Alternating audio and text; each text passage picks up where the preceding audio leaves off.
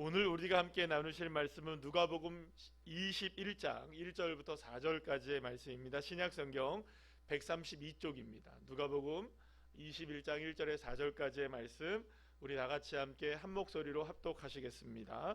예수께서 눈을 들어 부자들이 헌금함에 헌금 넣는 것을 보시고 또 어떤 가난한 과부가 두 렙돈 넣는 것을 보시고 이르시되 내가 참으로 너희에게 말하노니 이 가난한 과부가 다른 모든 사람보다 많이 넣었도다.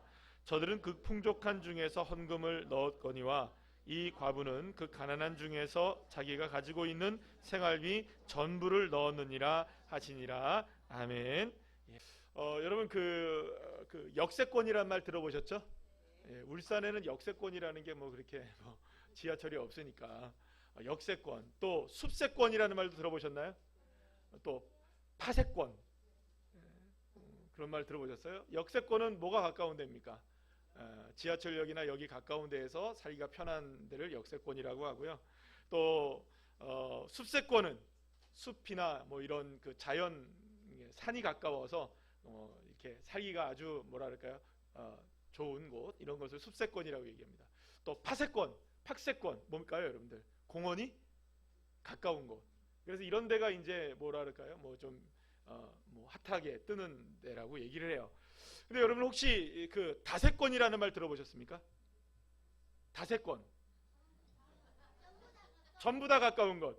그렇지. 그래. 전부 다 가까우면 다 가까운 것이니까 다세권. 근데 여러분 다세권이 뭐냐면 다이소가 있는 지역이라는. 다이소가 있는 지역.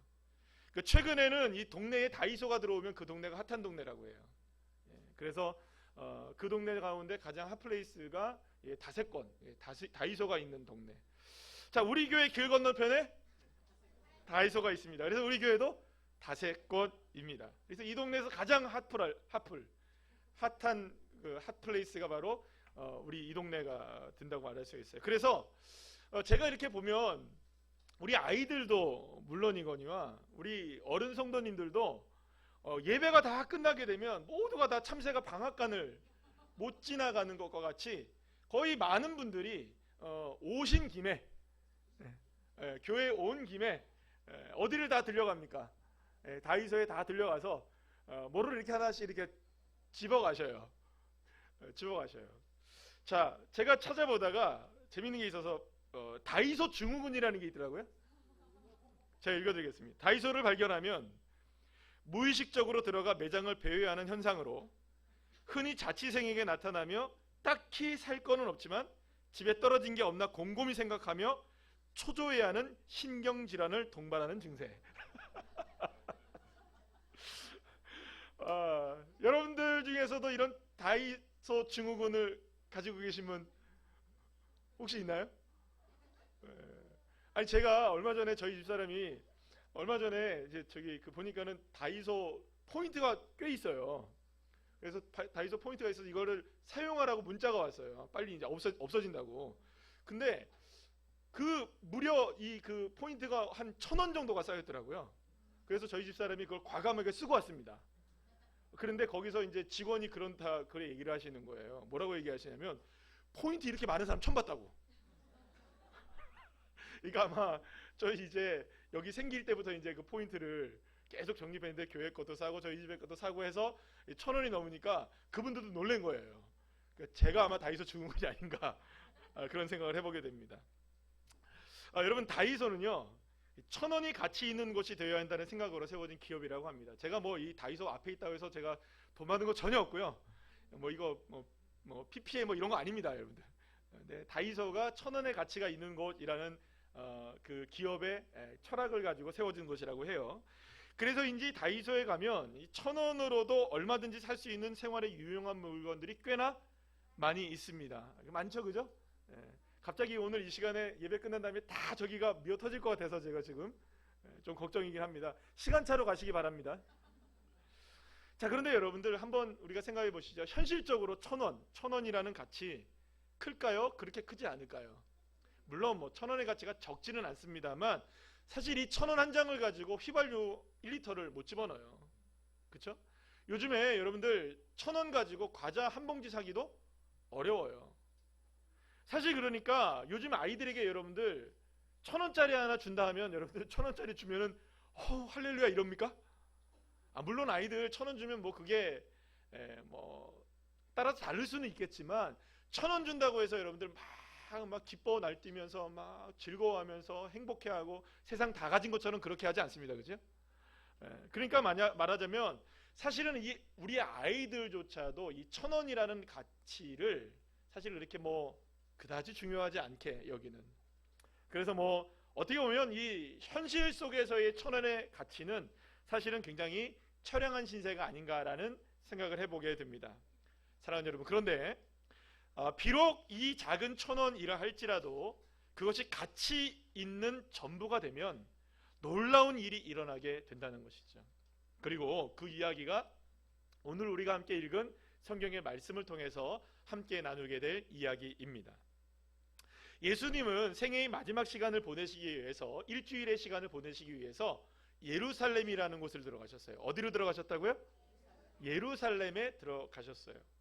하루는 예수님께서 예루살렘 성전에서 수많은 사람들에게 여러 가지 이야기들로 하나님의 말씀을 가르치기 시작하십니다. 자, 그런데 오늘 본문이 있기 바로 직전의 말씀이에요. 20장의 마지막 구절에 나오게 되는데요.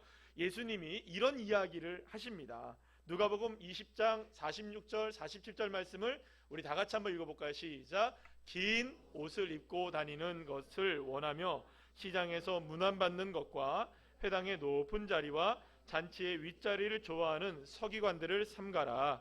그들은 과부의 가산을 삼키며 외식으로 길게 기도하니 그들이 더 엄중한 심판을 받으리라 하시니라. 아멘. 예수님께서 이런 말씀을 서기관, 바리새인들, 종교 지도자들을 향해서 말씀하신 것은요, 그들이 너무나 믿음이 좋아 보이는 삶을 살고 있었지만 실제적으로는 그들의 삶이 너무나 외식적이고 가식적이고 위선적인 삶을 살았기 때문이었어요. 그러니까 겉과 속이 어떻습니까? 같지 않다는 거예요. 어떤 사람들이? 서기관, 바리새인 비롯한 종교 지도자들이 바로 그러한 인생을 살았다는 거예요. 자, 그런데 이런 말씀을 주님께서 이렇게 하고 계셨던 거예요. 쭉 이렇게 하고 계시는 순간에 저쪽에서 성전의 입구 가운데 많은 사람들이 이렇게 성전으로 들어오고 있는 것을 예수님이 보신 거예요. 그런데 성전 입구에는 무엇이 있었냐면 헌금함이 있었는데 그 헌금함에 사람들이 들어오면서 헌금을 하는 모습을 이렇게 예수님이 보시고 계셨던 거예요. 자, 그런데 그 많은 사람들이 들어오면서 헌금을 딱 하는데 어떤 사람이 헌금을 하는 걸 보게 됐냐면 방금 전에 예수님이 언급하셨던 과부로 보이는 어떤 여인이 그 여인이 와서 헌금을 하는 모습을 예수님이 보신 거예요. 이 당시의 과부는요, 사회적으로 매우 소외되어 있었던 사람이었고요, 또 경제적으로도 매우 어려운 상황 속에 놓여 있었던 사람이었던 것으로 알려지고 있습니다. 그래서 이 과부는요, 당시의 생활을 영위하기 위해서, 살아가기 위해서는요, 공동체에게 도움을 받거나 혹은 이렇게 종교 지도자들의 보호 없이는 살아가기가 매우 막막한 인생들이 누구였느냐? 바로 이 과부였던 사람들이에요.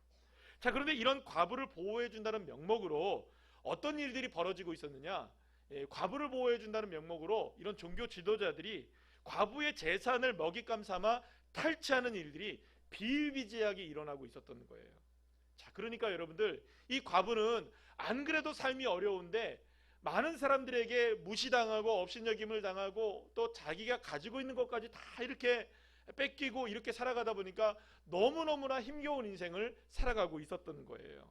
자, 그런데 이렇게 하루하루를 힘겹게 살아가고 있었던 한 과부가, 이름 모를 어떤 한 과부가 성전에 들어오면서 뭘 했다고요? 뭘 했다고요? 나 얘네들만 보고 여기를 보면 대답을 하는데 여기를 보면 대답을 안 하네.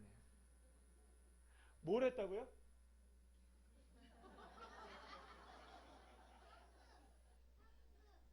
저 앞에 뭐가 있다고? 현금이 있어요? 요 앞에 다이소가 있는데? 자, 과부가 들어오면서 헌금을 하게 된 거예요.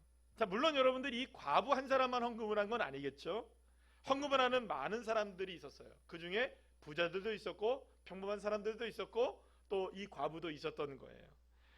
이 당시의 헌금함의 모습은요, 이렇게 입구가 넓고 구멍은 작아서 떨어질 때마다 무엇이 이게 동전을 집어넣으면 동전이 굴러 들어가서 똑똑똑 떨어지는 거예요. 그러면 떨어질 때마다 무슨 소리가 들릴까요?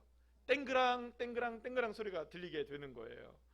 자, 그런데 여러분들, 부자가 헌금을 해요. 부자가 헌금을 하면 동전을 많이 집어넣어요. 그러면 동전을 집어넣을 때 어떤 소리가 나겠어요, 여러분? 찡그랑 찡그랑 찡그랑 찡그랑 찡그랑. 제가 성대묘사를 못해서, 어쨌든 동전을 집어넣을 때마다 어마어마한 소리가 들리는 거예요. 그러면 여러분, 그 성전에 울려 퍼지는 그 동전에 들어가는 소리를 들어보면, 아, 저 사람은 헌금을 많이 하는구나를 알 수 있어요. 그러면 저 사람은 어떤 사람이다? 가난한 자다, 부자다. 부자다라는 걸 알 수가 있는 것이죠.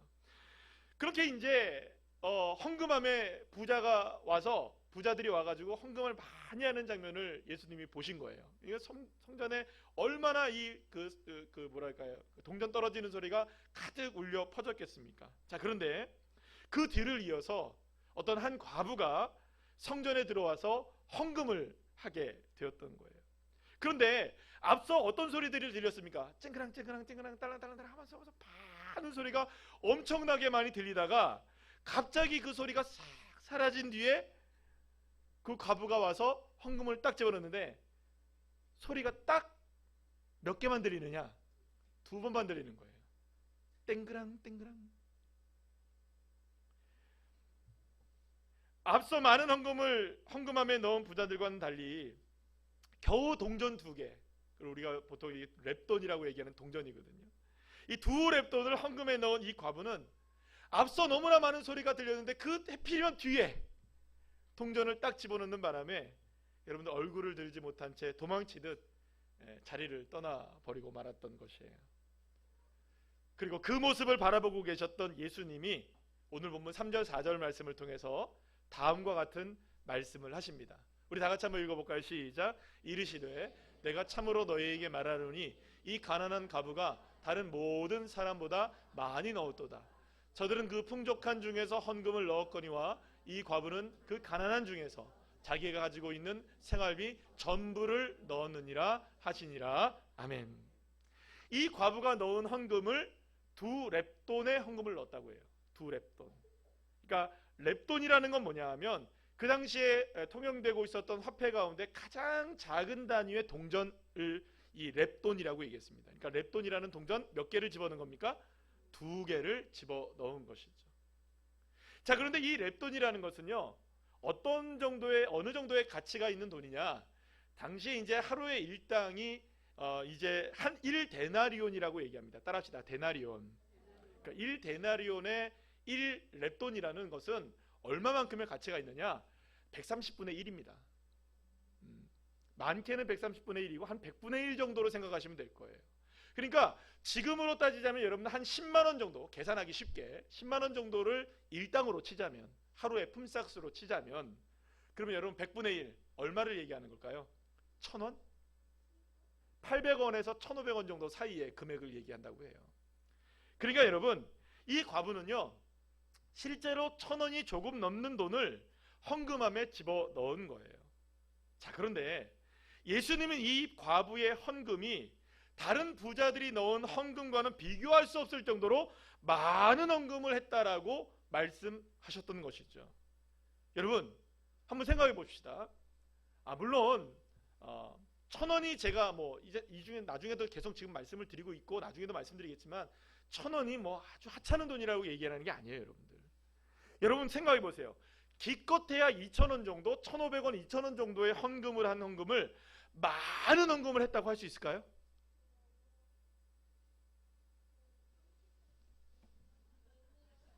많은 헌금을 했다고 할 수 있겠니? 내니요? 아니요? 그럴 수도 있고 아닐 수도 있지만 여러분 솔직히 말해서 만 원에 비하면 어떻습니까? 만 원에 비하면 적은 돈이잖아요. 10만 원에 비하면 어때요? 적은 돈이잖아요. 그러니까 2,000원 정도, 1,000원 정도가 지극히 많은 돈이라고 얘기할 수는 없어요. 그런데 예수님이 한 2,000원 정도의 돈을 헌금한 이 여인을 너무 많은 헌금을 했다라고 이야기를 하셨던 거예요. 그러면 여러분, 왜 여러분 생각해 보세요. 자, 2,000원 가지고 예배 끝나고 어디 가야 됩니까? 그렇죠. 예배 끝나면 다이소를 가야 되잖아요. 근데 딱 2,000원만 가지고 다이소에 가면 살 것들이 무궁무진하게 많나요?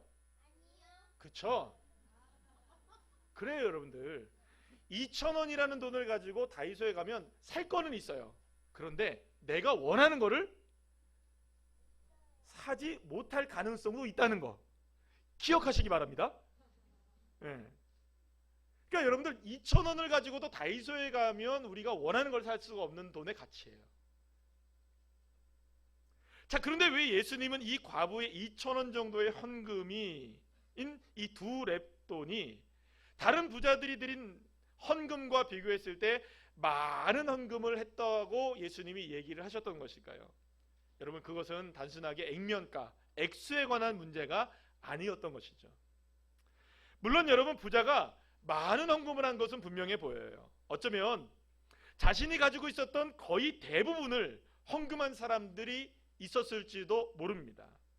그러나 주님은 비록 동전 2개의 아주 보잘것없는 금액이지만 그것이 생활비의 전부였던 과부의 헌금이 부자들이 한 헌금과는 비교할 수 없을 정도의 가치를 가지고 있는 것이라고 오늘 말씀하시고 계시는 거예요. 여러분, 한번 우리 생각해 보세요.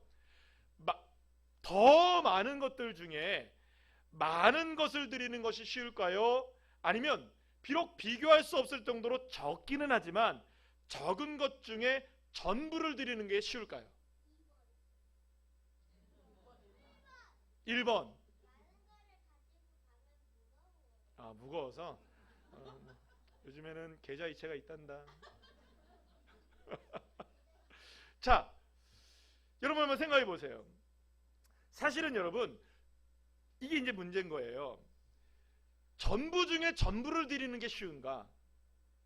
많은 것 중에 더 많은 것 중에 많은 것을 드리는 게 쉬운가? 사실 물론 많은 것 중에 더 많은 것 중에 많은 것을 드리는 것도 귀한 헌신입니다. 전부를 드리지 않았다고 해서 부자가 드린 많은 헌금을 사실 문제 삼을 수 있는 것도 아니에요. 그러나 여러분, 예수님이 오늘 이 시간에 우리에게 말씀하시려고 하시는 것은 그 무엇과도 비교할 수 없는, 따라합시다, 전부의 가치, 전부의 가치에 관한 이야기를 말씀하시고 싶으신 것이죠. 부자가 드린 헌금이 가식이나 외식적이지 않았을 수도 있을 것이에요. 부자가 최선을 다한 헌금을 드렸을 수도 있을 것입니다. 하지만 여러분, 부자의 최선이 헌금으로 나타날다 할지라도 문제는 뭐냐? 그 부자의 최선이 전부는 아니었다는 것이죠. 하나님이 원하시는 것은 동전이 수없이 떨어지는 소리가 울려 퍼지는 것이 아니라 너무나 작아도 보잘것이 없어도 전부를 드리는 그 마음을 원하셨던 것입니다. 자, 그런데 과부가 헌금한 2렙돈은 이 과부의 생활비 전부였다라고 표현합니다. 따라합시다. 생활비 전부. 자, 오늘도 지금 예배를 드리고 있잖아요. 예배를 드리고 있는데 이 전부를 예배를 잘 드리는 게 쉬울까요? 어려울까요? 어려워요. 자, 그래서 오늘도 뭐 예배를 잘 드리는 우리 아이들, 우리 중고등부 학생들한테 늘 언제나 쏘잖아요, 그죠? 오늘도 제가 잠깐 까먹었다가 지금 잠깐 생각이 났는데 예배를 전부 잘 드리는 친구가 가져가는 거예요. 그죠? 처음부터 끝까지 잘 드리는 친구가 이거를 치킨을 탈취해 잡아가는 거죠, 그죠? 가져갈 수 있는 거예요. 그래서 제가 지금 보니까 미동도 않고 지금 저의 말씀을 듣는데 아주 처음부터 끝까지 집중하여 듣는 몇몇 우리 정말 존경스러운 우리 다음 세대들이 있습니다. 와, 이분들 지금 존경스러워요. 제가 지금 보니까 후보군에 올랐다는 거 일단 말씀을 드리면서 제가 여러분들 이렇게 중간중간에 말씀을 드리는 이유는 주의를 환기시키기 위하여. 굉장히 지금 좀 덥죠? 저만 덥나요 여기 지금? 저 덥고 좀 이렇게 답답하고 약간 이렇게 좀 그렇게 될 때 이렇게 약간 주님을 깊이 만나시려는 이런 분들이 계셔가지고 제가 말씀을 드립니다. 자, 어쨌든 과부가 헌금한 2렙돈은 이 과부의 생활비 전부였습니다. 그런데 여기서 생활비라는 비오스라는 단어는요, 어떤 의미로 쓰이는 단어냐면 단순히 생활비가 아니에요. 생명이라는 단어를 쓰여요. 그러니까 여러분, 주님은 이 여인이 드린 2렙돈이 단순한 돈을 드린 것이 아니라 주님 앞에 무엇을 드린 것이다?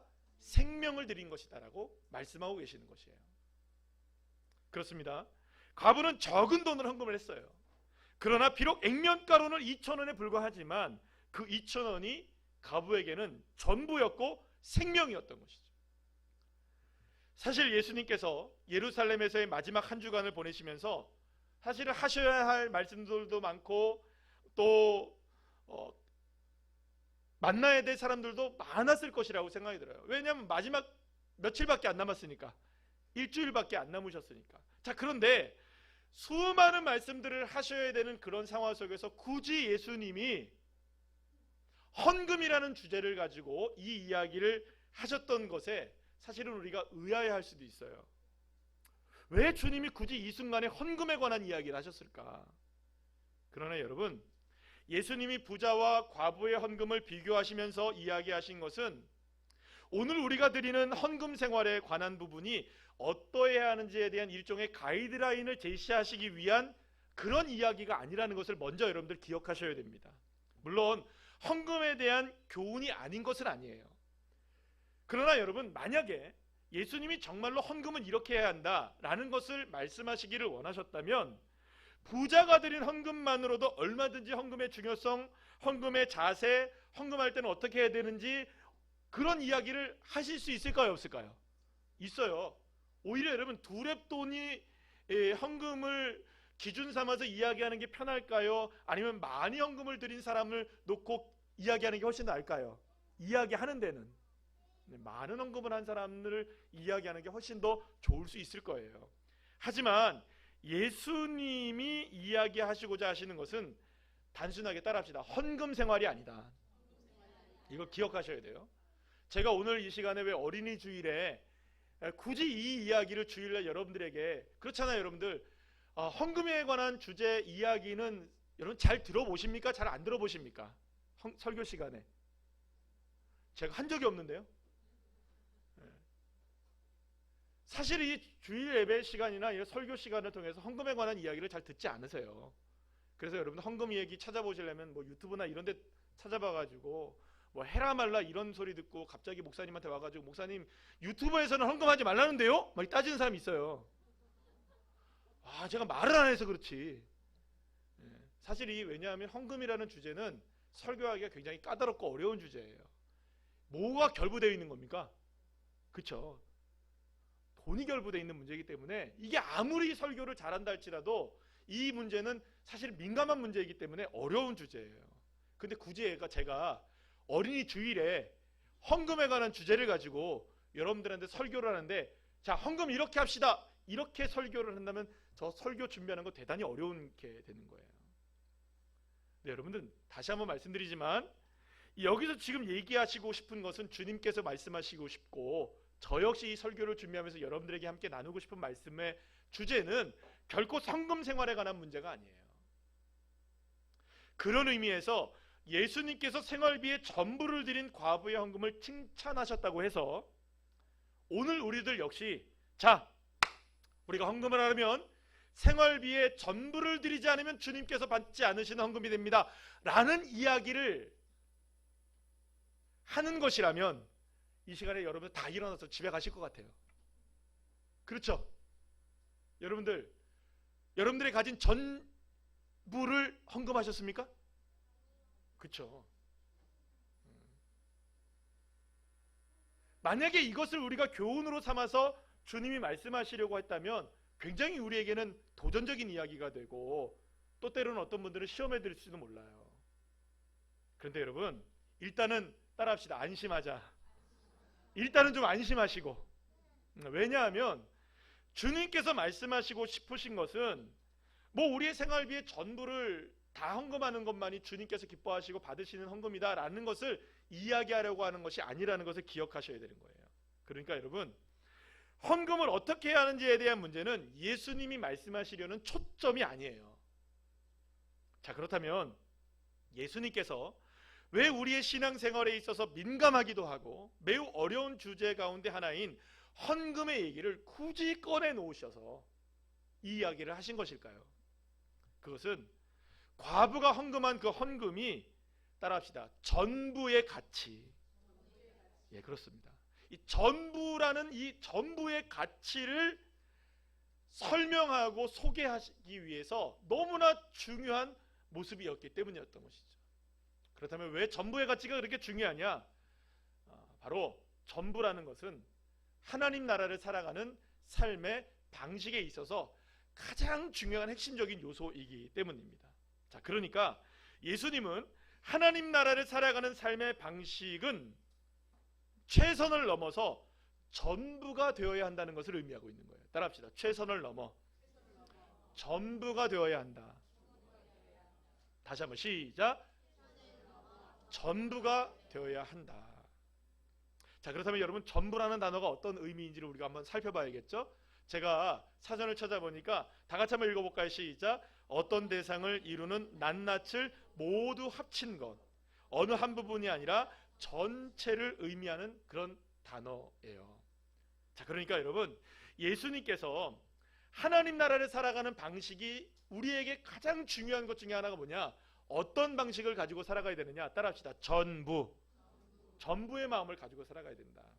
여러분, 예수님께서 하나님 나라를 어떻게 살아가는지에 대한 방식을 일전에 한 번 더 말씀해 주신 적이 있어요. 어떤 사람들만이 천국에 들어가고 하나님 나라를 살아갈 수 있느냐? 누가복음 18장 17절 말씀에 보면, 따라합시다. 어린 아이들과 같아야 한다. 자, 그러면 여러분, 어린아이와 같은 사람이 하나님 나라를 살아갈 수 있는데, 어린아이의 무엇이 우리에게 중요한가? 바로 순수한 마음인 것이죠. 어린아이와 같은 순수한 마음이 있으면 하나님 나라를 살아갈 수가 있다라고 주님 말씀해 주셨어요. 자, 그러면 우리가 다시 한번 생각을 해보시죠. 이거 설교 시간에 얘기했던 건데, 어린아이다움이란 도대체 어떤 의미를 가지고 있는 것일까요? 자, 어린아이들은요, 이 어린아이들의 이 순수함은요, 마음이 나눠지지 않기 때문에 순수한 겁니다. 순수하다는 건 여러분, 그것만 생각하는 거예요. 잘 생각해 보세요. 어린아이들이 순수한 이유는 여러 가지를 생각 안 해요, 여러분들. 딱 하나만 생각해요. 우리 아이들은요, 배고프면 엄마 아빠 사정 봐줍니까? 안 봐줍니까? 안 봐줘요. 엄마 아빠 사정 안 봐줘요, 여러분들. 우리 다인이가 배가 고파서 우유를 먹고 싶은데, 여러분, 엄마 아빠 사정 봐줄까요? 안 봐줄까요? 안 봐줘요, 여러분들. 오직 뭐만 보일까요? 배 고픈 것만 보이는 거예요. 내 배고픈 것만 하는 거예요. 여러분, 배가 고프면 배가 고픈 것이 전부가 되는 것이 아이들이고요, 아프면 아픈 것이 전부가 되는 것이 아이들이고요, 때로는 여러분, 아픈 상황에서도 배가 고프면 아픈 거 잊어버리고 뭐가 더 떠오르는 거예요? 배고프다고 얘기해요. 또 아프다가도 배고프다가도 갑자기 장난감이 보이면 뭐만 갖고 놉니까? 그렇죠, 장난감만 갖고 놀아요. 우리 아이들은요, 한순간에 몰입하여 전부가 되어버려요. 그래서 그 아이들을 우리가 뭐라고 얘기하느냐? 순수하다라고 얘기하는 거예요. 아이들의 세계는 모두가 전부인 세계예요. 놀 때도 그렇습니다. 다 순수해요, 아이들이. 그 놀 때도 그 순간만큼은 전부가 돼요. 그때 말씀을 드렸죠? 그네 탈 때 우리 아이들은 그네를 타는 게 아니에요. 하늘을 나는 거예요. 미끄럼틀을 탈 때 그것이 자신의 집이 되고요, 이것이 아이들의 순수함이에요. 그리고 이것이 하나님의 나라를 살아가는 방식이라고 주님 말씀해 주셨어요. 사랑하는 여러분, 예수님은 삶이 비록 팍팍하고 힘겹고 어렵지만 자신의 삶의 생활비를 넘어서 생명의 전부와도 같은 두 렙돈을 헌금한 이 과부의 삶이 최선과 최고를 넘어 전부를 드린 가장 가치 있는 삶이었다는 것을 말씀해 주고 계시는 것입니다. 어쩌면 이 과부는요, 그날 하나님 앞에 헌금한 두 렙돈 때문에 저녁 어떻게 됐을까요, 여러분? 그렇죠. 여러분들 잘 보세요. 이 아이들이 지금 여기서 지금 놀고 있어요. 솔직히 놀고 있어요. 지금 뭐 지금 앞에 여기 하트 붙은 거 있죠? 그걸 가지고 지금 전부 다 네일 아트 했어요. 지금 아이 보세요. 이거 찍어줘 보세요. 이거 좀 보일 수 있어요. 애들 이거 보일 수 있어요. 네일 아트 했어요. 얼마나 예쁘게 했는지 보여주세요. 예, 그죠? 여러분들은 안 보이시죠? 손 흔들어 봐요. 예, 그렇죠? 보셨죠, 여러분들? 근데도 여러분들 말씀 잘 듣고 있어요, 애들이. 예, 집중하고 있죠, 여러분들? 예, 여러분들 집중하고 계시죠? 자, 보세요. 저녁에 이 여인이 저녁을 굶었을 수도 있어요. 왜냐하면 전 재산을 드린 거니까. 그렇다면 사랑하는 여러분, 생각해 봅시다. 이 여인은 자신의 전 재산인 두 렙돈을 모두 헌금한 것을 후회했을까요? 아닙니다. 물론 배는 고팠을 수도 있어요. 삶은 더 힘들어질 수도 있었을 것이에요. 그러나 이미 그녀의 마음은 주님을 향한 전부의 마음이 된 거예요.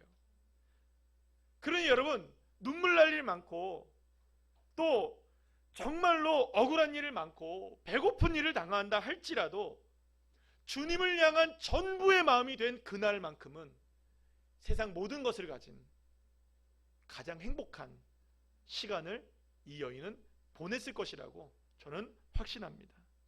사랑하는 여러분, 두 렙돈의 동전 두 개가 다른 사람들에 비해서는 정말로 적어서 창피하게 느껴질 수도 있었을 것이에요. 그러나 여러분, 우리에게 오늘이 필요한 건 뭐냐? 따라합시다. 전부에 대한 당당함.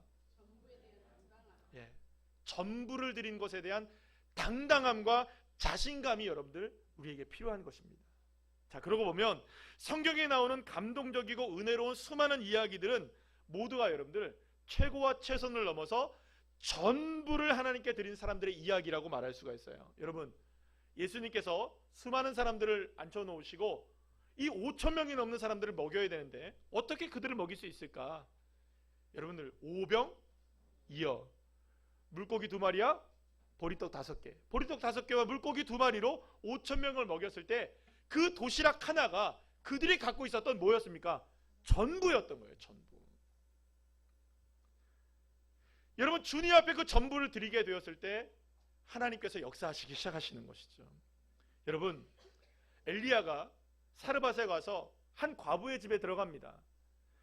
모든 것이 먹을 것이 없어져서 이제 마지막으로 전 하나 부쳐 먹고 죽으려고 했던 거예요. 마지막 남은 음식 하나가 남은 거예요. 근데 이 사르밧 과부를 향해서 엘리야가 뭐라고 얘기합니까? 그 전 나에게 좀 줘라. 마지막 걸 먹고 죽으려고 했는데 여러분들, 그거를 갖다가 선지자에게 줬던 거예요. 그래, 놀라운 일이 벌어지는 거죠. 마지막에 전부를 선지자를 위하여 하나님을 위해 헌신했을 때 마르지 아니하는 하나님의 축복을 허락해 주셨던 것입니다. 사랑하는 여러분, 베드로가 목숨이 하나밖에 없잖아요.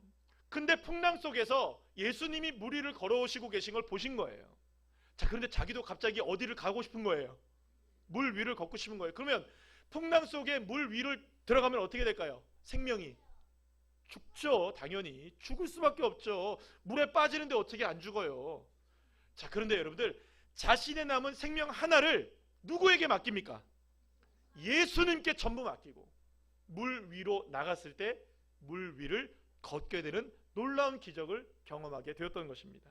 사랑하는 여러분, 또 중풍병자의 이야기를 아십니까? 중풍병자에 걸렸던 이 사람이 침대째 지금 온 거예요. 예수님은 못 만나고 있어요. 친구들이 어떤 작업을 합니까? 이 아이 정말로, 이 친구 정말로 고쳐야 되는데, 이 친구 정말로 고쳐야 되는데 할 수 없어. 어디로 올라가요? 지붕으로 올라가서 지붕을 뜯어요. 그리고 그를 내려요. 이 절박함, 전부의 마음이 사랑하는 여러분, 중풍병자의 질병을 고쳐주셨던 것이죠. 그렇습니다. 사랑하는 여러분, 진정한 최고와 최선은요, 전두이어야만 해요. 전부가 아니면 일부일 수밖에 없고, 일부는 절대로 최선이 될 수가 없고 최고가 될 수가 없는 것입니다. 사랑하는 여러분, 주님은 우리가 주님을 향한 전부의 마음을 가지고 살기를 원하십니다. 자, 그렇다면 우리가 주님을 향해 전부의 삶을 드린다, 어떻게 하면 우리가 생명을 드린다, 전부를 드린다, 전부의 삶을 우리가 어떻게 살아갈 수가 있느냐? 성경에 놀라운 말씀 하나가 기록이 되어 있습니다. 히브리서 12장 2절 말씀인데요. 우리 다 같이 쉬운 성경의 말씀을 한번 읽어볼까요? 시작. 우리의 믿음의 시작이며 또 믿음을 완전하게 하시는 주님만을 바라봅시다. 아멘. 사랑하는 여러분, 주님은 우리에게 주님이 전부가 되기를 원하시고 계십니다. 주님만, 따라합시다. 주님만, 오직 주님만. 우리의 믿음이 바로 이런 믿음이 되기를 원하시고 계시는 거예요. 그래서 온전한 믿음이란 바로 전부의 믿음이라고 말할 수가 있는 것이죠. 주님은 우리에게 멋지고 화려한 그 무엇을 원하시는 것이 아닙니다. 많은 것을 원하시는 것이 아니에요. 작아도 부족해도 연약해도 우리의 마음이 주님을 향해 전부의 마음이면 되는 것입니다. 그러니 여러분, 어떤 상황에 우리가 처해 있다 할지라도 주님이 전부가 되면 그 순간이야말로 가장 행복한 순간이 될 수가 있는 것입니다. 사랑하는 여러분, 오늘 무슨 주일이에요? 어린이 주일이에요.